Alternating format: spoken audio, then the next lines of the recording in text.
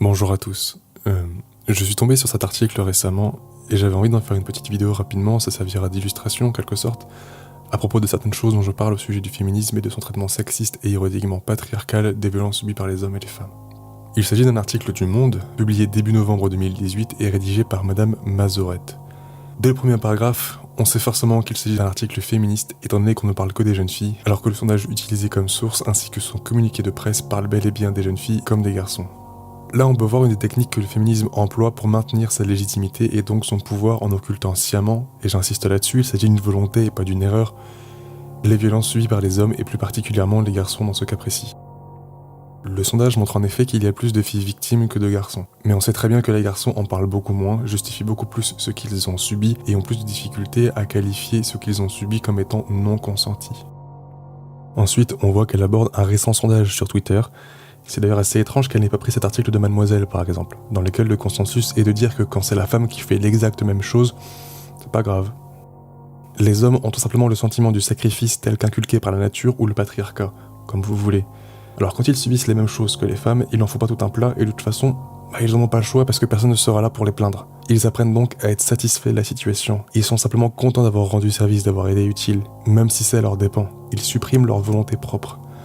Alors que les femmes sont centrées sur elles-mêmes et on les maintient dans cette vision. L'article de Mazorette en est un rappel flagrant.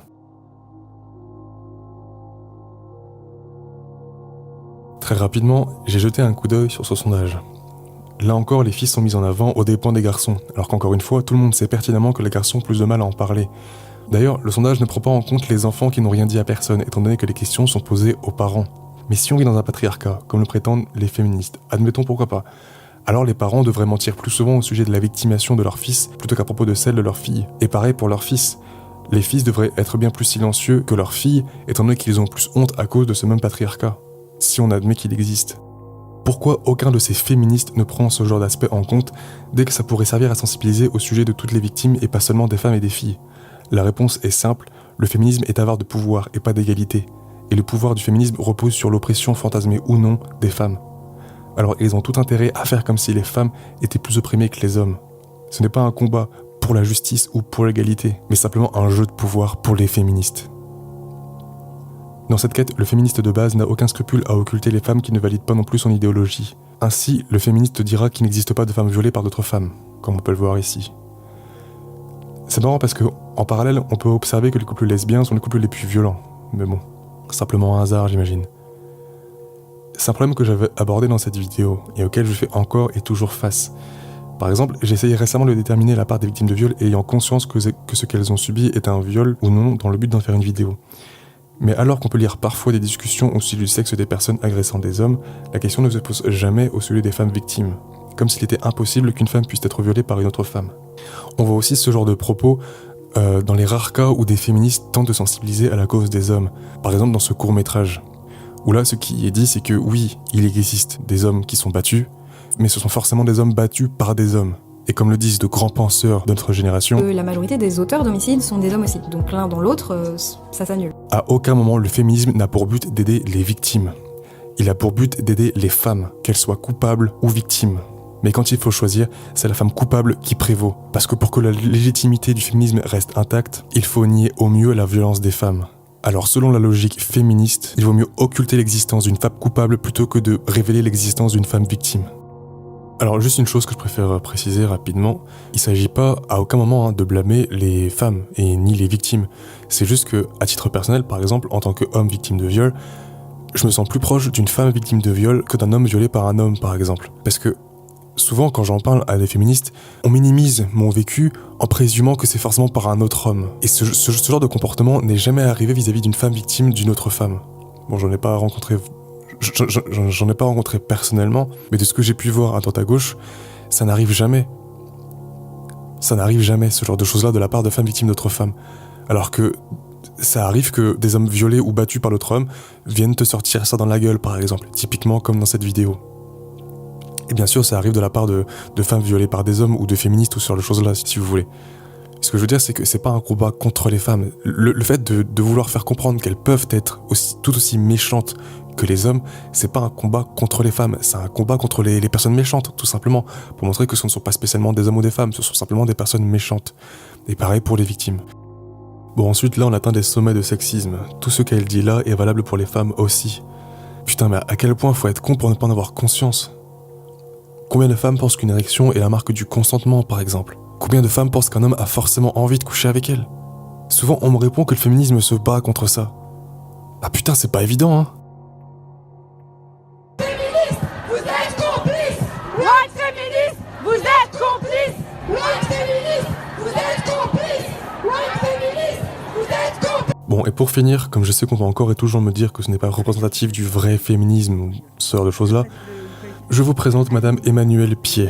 C'est une féministe très influente et qui travaille depuis des décennies au nom du féminisme pour aider les femmes victimes. Et elle a par ailleurs créé le plus grand standard téléphonique dédié aux femmes victimes. C'est une féministe influente au sein des féministes, mais aussi en dehors. Cette femme représente donc le féminisme, que vous le vouliez ou non. Et depuis la création, on a entendu 54 000. Je dis femmes, on a 6% d'appels concernant des hommes violés, malgré le titre dissuasif pour les hommes de viol femmes information.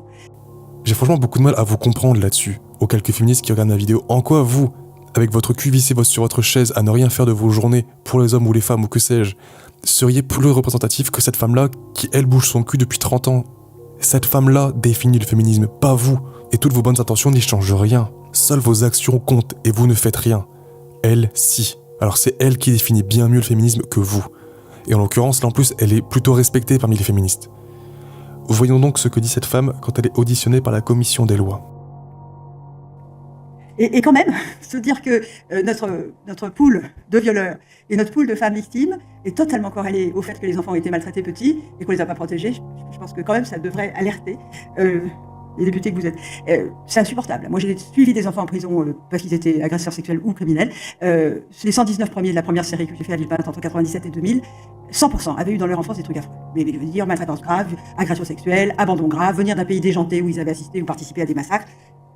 Et puis dans la deuxième série qu'on a fait il y a 3 ans, sur 50 enfants, et puis c'était pas des choses légères qu'ils avaient fait du tout, mais quand même, sur ces 50 enfants, 90% d'enfants maltraités gravement, 30% d'enfants agressés sexuellement, 65% d'enfants abandonnés, soit par le père, soit par la mère, soit par les deux parents, et 60% d'enfants qui avaient vu papa tabasser maman. En vrai, comment tu fais pour penser que tu traites une femme, tu regardes comment papa fait, et tu fais pareil. C'est ça, c'est pas les films de violents à la télé, c'est cet apprentissage-là, il est dans l'apprentissage de la violence intime. C'est pas... parce que ça se fait, parce que machin, etc. C'est vrai qu'on est dans une société qui facilite ça. Et c'est ça qui va faire la différenciation garçon-fille. C'est que après ça, les stéréotypes, c'est un garçon violent. Donc il va plutôt se réactiver en commettant des violences, encore qu'on a beaucoup de femmes qui peuvent aussi être violentes. Et puis les filles vont plutôt se réactiver en étant victimes. Mais on a aussi des femmes victimes qui vont tabasser leurs mots. Donc, mais l'apprentissage de la violence, il est comme ça.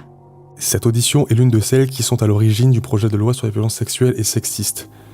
J'espère sincèrement que vous avez compris ce qui clochait dans son discours. Je vous laisserai écouter ce qu'elle dit. Et je vous donne un indice, c'est au sujet de la méthodologie employée par cette dame. C'est insupportable. Moi, j'ai suivi des enfants en prison parce qu'ils étaient agresseurs sexuels ou criminels. Et puis dans la deuxième série qu'on a fait il y a 3 ans, sur 50 enfants, et puis c'était pas des choses légères qu'ils avaient fait du tout, mais quand même...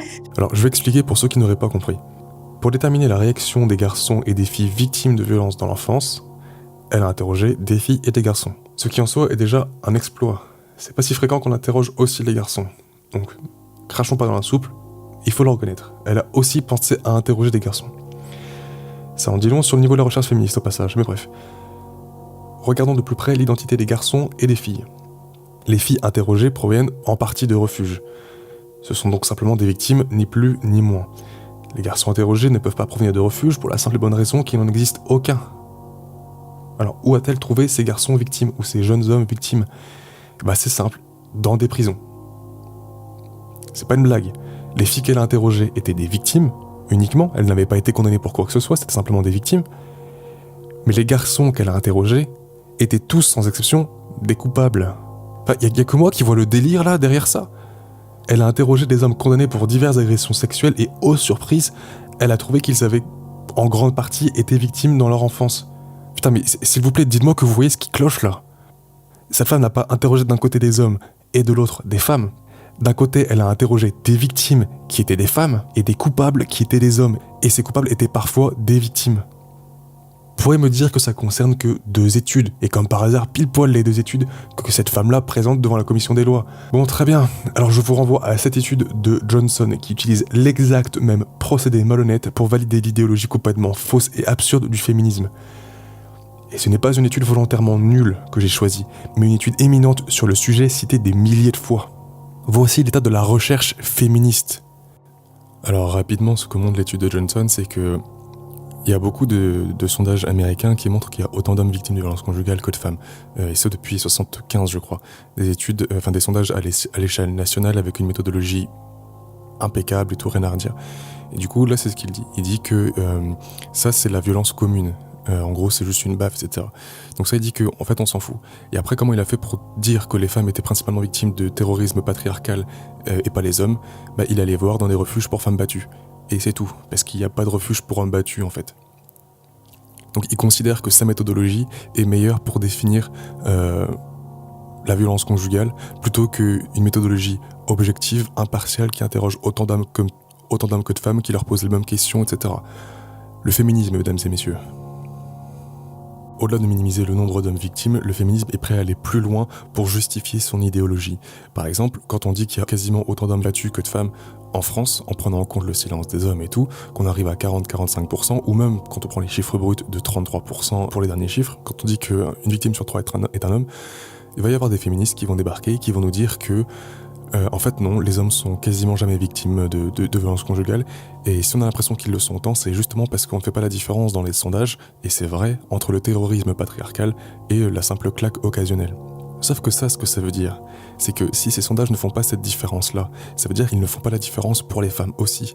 Et donc quand on dit qu'il y a autant de femmes victimes, c'est faux, ça veut dire qu'il y en aurait forcément beaucoup moins. Parce que ça veut dire que les femmes qui se prennent une claque sont considérées comme des victimes de violences conjugales, alors que selon ces féministes-là, c'est une violence conjugale anecdotique qui n'est pas digne d'être prise en compte, parce que ce n'est pas une violence patriarcale. Ça rejoint ce que je disais tout à l'heure, les féministes ne sont pas là pour aider les victimes, parce que là, ce que ça montre, c'est qu'ils sont prêts à minimiser le nombre de femmes si ça peut réduire davantage le nombre d'hommes. C'est juste un concours de bites, en fait, entre féministes et les hommes victimes. Sauf que du côté des masculins, on minimise personne. Quand vous regardez ma première vidéo, non seulement j'ai augmenté le nombre de victimes totales, mais j'ai pas augmenté que le nombre d'hommes, et j'ai augmenté le nombre de femmes victimes. Le but, c'est de trouver le nombre de victimes totales en prenant en compte le silence et l'absence de prise de conscience des victimes. Osef de savoir qui est le plus victime ou quoi, ce qui compte, c'est que ce sont des victimes, point barre. Ce qui dérange les féministes, c'est qu'on se rend compte qu'il y a beaucoup trop de victimes hommes pour continuer de faire croire qu'on vit dans un patriarcat. Et c'est ça le féminisme. Un combat pour faire croire qu'on vit dans un patriarcat, pas un combat pour défendre les victimes, à aucun moment. Ah oui, et une dernière chose avant de finir, il faut aussi avoir conscience que souvent, quand une femme est coupable de violence conjugale, de meurtre conjugal ou de viol, on va utiliser son passé pour créer de l'empathie, de la compassion pour elle. C'est-à-dire que la majorité des personnes qui sont violentes ont subi des violences, que ce soit des violences conjugales, sexuelles ou familiales plus généralement.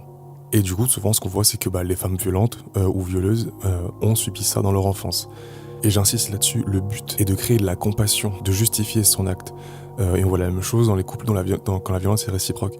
C'est-à-dire qu'on va dire que la femme a tué son mari, mais son mari l'a frappé. En fait, il faut comprendre que dans la majorité des couples violents, la violence est réciproque.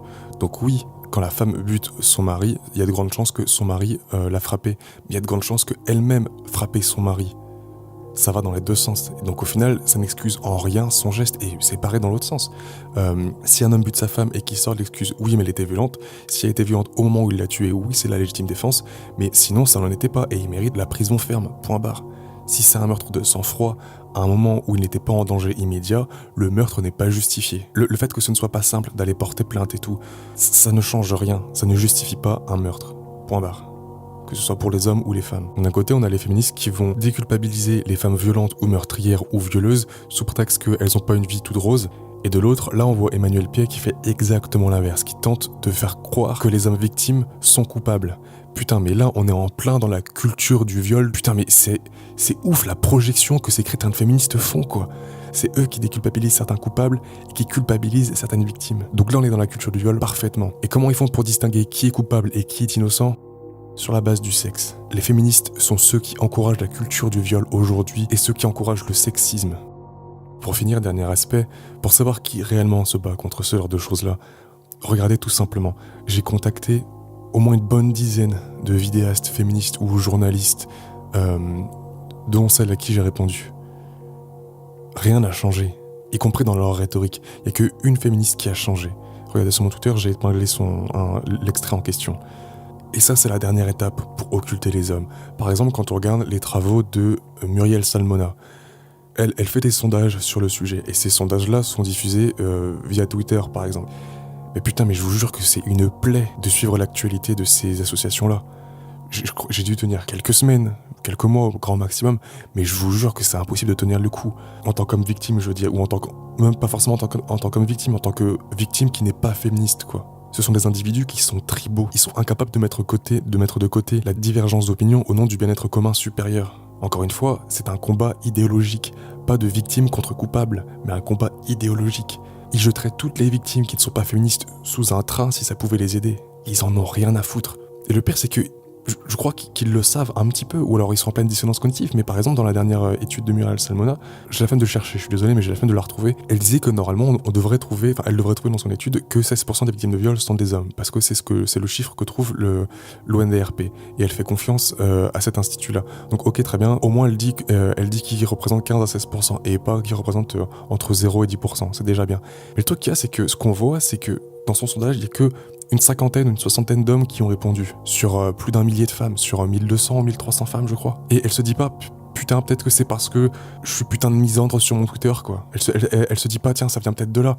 J'en ai parlé plusieurs fois, une fois en privé, elle a pas répondu. 2 ou 3 fois en public, elle a répondu une fois en me disant que, voilà, on avait parlé une fois sur son blog des hommes forcés à pénétrer. Oh putain, super, quoi. Ça change tout. Madame a parlé une fois de son blog. Mais enfin bref. Voilà donc pour cette vidéo, j'espère qu'elle vous aura plu et bienvenue aux nouveaux arrivants. Merci à SoftZilog aussi, qui m'a fait gagner autant d'abonnés en 3 jours que je l'ai réussi à le faire tout seul en contactant une dizaine de féministes en 10 mois, en 9-10 mois. Donc merci beaucoup à lui et bienvenue aux nouveaux.